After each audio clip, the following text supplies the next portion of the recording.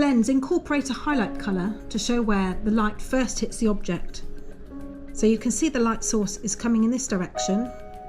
Got the highlight here, the darker area, and a cast shadow to indicate that. So here's your highlight area. You then have your mid-tone in the centre, and that is your true colour of the object. You also have a shadow colour at the bottom here. This shows where the light hits last, or the object has limited light.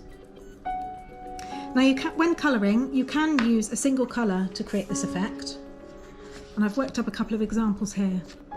This first example is using a single colour, 189 Cinnamon in Faber-Castell Polychromos. Now for this, I just used light pressure and small circles, working to larger ovals all the way to the back edge. Then did the same thing, just moving out and starting a bit further back each time until I got to a heavier pressure around the back edge.